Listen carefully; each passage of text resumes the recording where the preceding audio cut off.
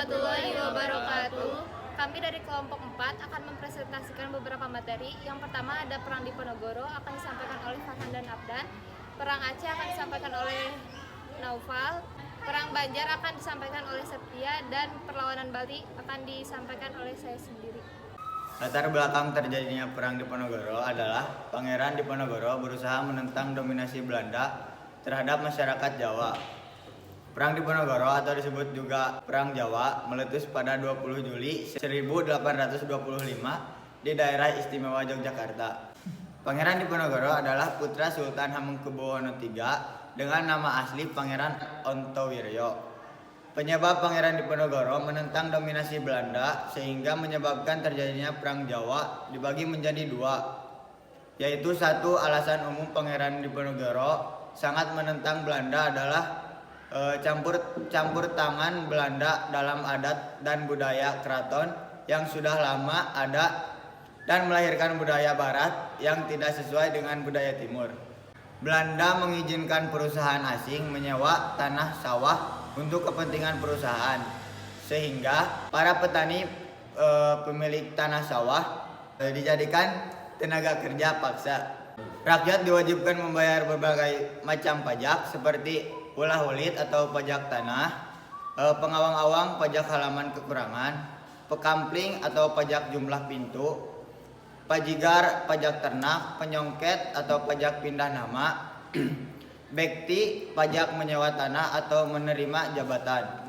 Dua, alasan khusus Perang Diponegoro adalah pada tahun 1825 Emisar dan Patih Nurejo memasang anjir atau pancang atau patok dalam rangka membuat jalan baru. Anjir tersebut melewati tanah pekarangan milik Pangeran Diponegoro dan pemasangannya pun tanpa seizin Pangeran Diponegoro. Pangeran Diponegoro marah dan memerintahkan para prajuritnya untuk mencabut anjir dan menggantinya dengan tombak. Warga desa Tegarrejo, desa di mana Pangeran Diponegoro pun marah, hingga terjadilah perang antar warga desa dengan pasukan Macanan, pasukan pengawal kepatihan Patih dan Nurejo.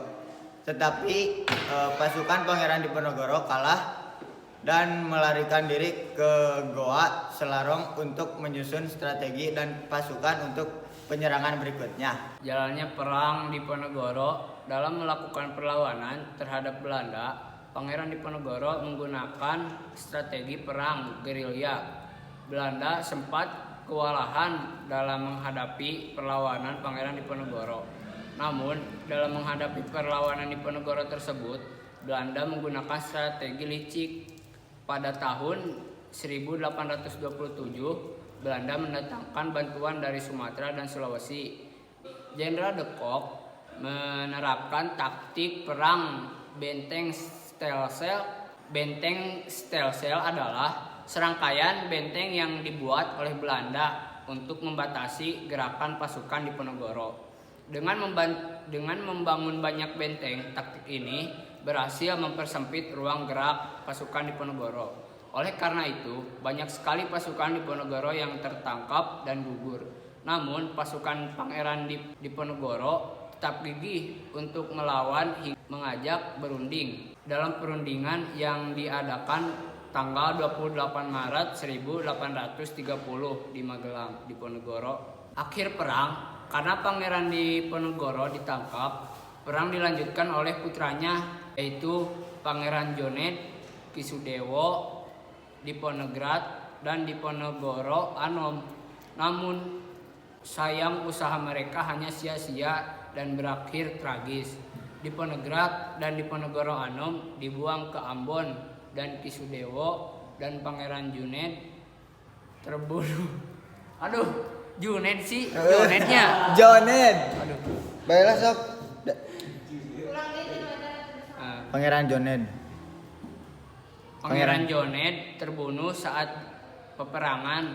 Berakhirlah peperangan Diponegoro. Lalu untuk Pangeran Diponegoro dan stafnya dibawa ke daerah pembuangan, yaitu Manado, tepat pada tanggal 3 Mei tahun 1830. Pangeran Diponegoro beserta 19 orang termasuk keluarga dan stafnya juga ikut dibuang. Kemudian pada tahun 1834 Pangeran Diponegoro dan yang lainnya berpindah ke Makassar setelah menjalani masa tawanan selama 25 tahun. Akhirnya Pangeran Diponegoro meninggal pada saat berusia 70 tahun tanggal 8 Januari tahun 1855. Di antara perlawanan besar yang terjadi di Indonesia sepanjang abad ke-19, Perang Aceh termasuk yang paling berat dan terlama bagi Belanda. Meski Kesultanan Aceh telah menyerah pada 1904 dan kekuatannya banyak berkurang, perlawanan dari rakyat terus berlanjut hingga 1914. Penyebab terjadinya Perang Aceh terjadi karena keinginan Belanda untuk menguasai Aceh yang kedudukannya semakin penting, baik dari segi strategi, perang maupun jalur perdagangan. Sejak terusan Suez dibuka pada tahun 1869. Pada 17 Maret 1824, Inggris dan Belanda menyepakati tentang pembagian wilayah jajahan di Indonesia dan Semenanjung Malaya, yang dikenal dengan Traktat Sumatera. Salah satu sebab terjadinya Perang Aceh yaitu adanya politik ekspansi Belanda karena Traktat Sumatera yang isinya menyebutkan bahwa Inggris memberikan izin kepada Belanda menguasai Sumatera.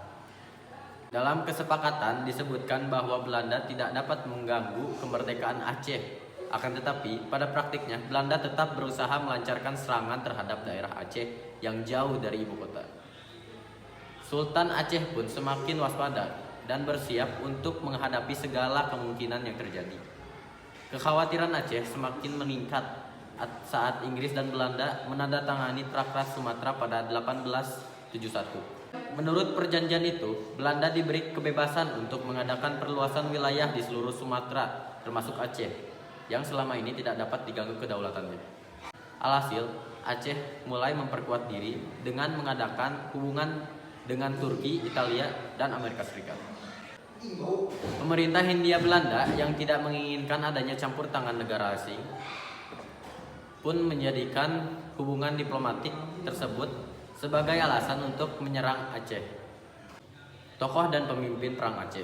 Dalam pertempuran yang berlangsung lebih dari 3 dekade itu, muncul tokoh-tokoh perjuangan dan pemimpin Perang Aceh. Tokoh perang dari Aceh: Sultan Mahmud Syah, Sultan Muhammad Daud Syah, Panglima Polem, Tengku Cik Ditiro, Teku Umar, Cut Nyadin, Cut Mutia. Tokoh perang dari Belanda: J.H.R. Kochler, Jan van Swieten, Johannes Pel, Karel van der Heijden, Henry Demeny, Jan Jacob Karelde, Moulijn Godfried van Dalen, Johan Cornelis van der Wijk, Johannes Benedictus van Heitus.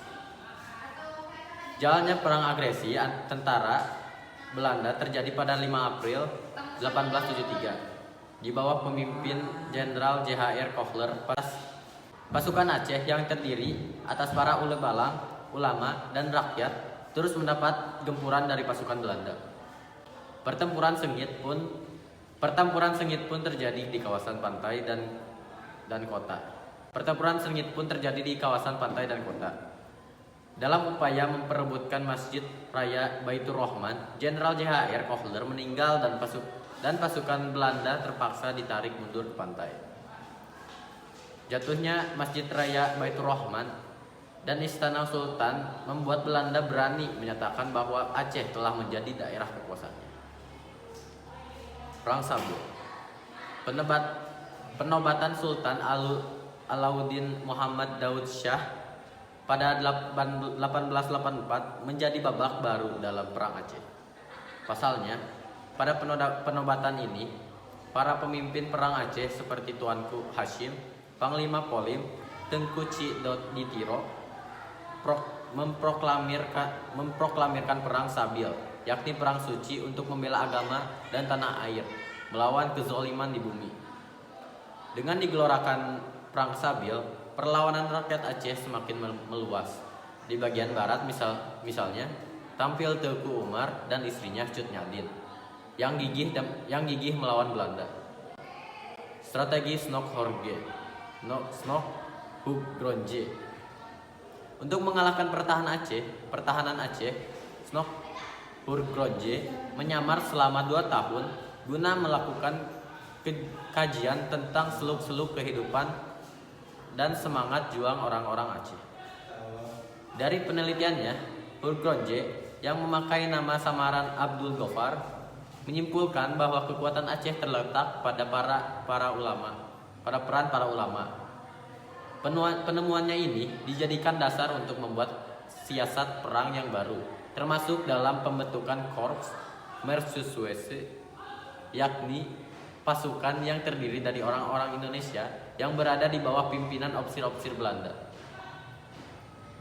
Dengan pasukan Belanda berhasil mematahkan serangan gerilya rakyat Aceh pada 1899, Teuku Umar gugur dalam pertempuran di Meulaboh. Akhir dari Perang Aceh. Setelah kematian Teuku Umar, Sultan dan Panglima Polen memutuskan untuk berpindah-pindah supaya tidak bernasib sama. Akan tetapi mereka terpaksa menyingkir setelah terdesak oleh besarnya pasukan musuh. Pada 1903, Sultan Alauddin Muhammad Daud Syah dan Panglima Polen juga menyerah setelah tekanan yang bertubi-tubi. Peristiwa ini membuka jalan bagi pemerintah Belanda untuk menanamkan kekuasaannya di seluruh wilayah Kesultanan Aceh. Meski Kesultanan Aceh telah runtuh, semangat juang rakyatnya masih sulit untuk dipadamkan hingga masa kedudukan Jepang. Perlawanan Bali. Latar belakang perlawanan Bali. Perang ini terjadi akibat protes Belanda terhadap Tawan Karang, yaitu aturan yang memberi hak kepada kerajaan-kerajaan Bali untuk merampas kapal asing beserta muatannya yang terdampar di Bali. Sampai tahun 1844, Raja Buleleng dan Karangasem menolak meratifikasi penghapusan hukum Tawan Karang, dan Belanda juga menuntut agar Buleleng membayar ganti rugi atas kapal Belanda yang dirampas oleh penduduknya. Jalannya perlawanan. Pemimpin perlawanan Bali yaitu Raja Gusti Ngurah Made Karangasem yang mendapat dukungan patihnya I Gusti Ketut Jelantik. Pada tahun 27 Juni 1846, pertempuran sengit terjadi antara para pejuang dari Buleleng dan dibantu oleh para pejuang dari Karangasem dan Kelungkung melawan Belanda pada tahun 1847 saat ada kapal-kapal asing terdampar di pantai Kusumba, Kelungkung, dan tetap dirampas oleh kerajaan. Sudah tentu hal ini menimbulkan amarah dari Belanda. Kemudian Belanda mengeluarkan ultimatum agar raja-raja di Buleleng, Kelungkung, dan Karangasem mematuhi dan melaksanakan isi perjanjian yang telah ditandatangani. Raja-raja di Bali tidak menghiraukan ultimatum tersebut, tapi rakyat justru dipersiapkan untuk melawan kekejaman Belanda. Pasukan Buleleng di bawah pimpinan Ketut Jelantik yang dibantu istrinya Jero Jempiring mampu membangunkan pertahanan dengan gelar Supit Urang sehingga dapat menjebak pasukan Belanda, dan pasukan Belanda pun terpaksa ditarik mundur. Akhir perlawanan. Raja Buleleng diikuti Gusti Ketut Jelantik tertangkap dan terbunuh dalam upaya untuk mempertahankan diri. Dengan terbunuhnya Raja Buleleng dan Patih Ketut Jelantik, maka jatuhlah Buleleng kepada tangan Belanda. Menyusul kemudian bulan Mei 1849, Karangasem berhasil ditaklukkan, dan berikutnya Kusumba Kelungkung jatuh pula ke tangan Belanda. Latar belakang Perang Banjar yaitu karena Belanda ingin menguasai alam Banjar dan ingin ikut campur dalam masalah internal kesultanan. Pada tahun 1857, Sultan Adam meninggal dunia. Lalu Belanda mengangkat Tamjilat sebagai Sultan dan Pangeran Hidayatullah dijadikan menghukumi.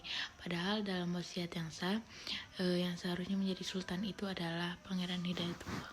Jalannya perlawanan. Perlawanan dipimpin oleh Pangeran Hidayatullah dan Pangeran Antasari. Pada bulan Agustus dan bulan September tahun 1859, peperangan rakyat Banjar terjadi di 3 lokasi, yaitu di sekitar Banua Lima, di sepanjang Sungai Barito, di sekitar Martapura, dan Tanah Laut. Akhir perlawanan pada 28 Februari tahun 1862, Pangeran Hidayatullah berhasil ditangkap, kemudian diasingkan ke Cianjur, Jawa Barat. Perlawanannya pun selesai, kemudian dilanjutkan oleh Pangeran Antasari.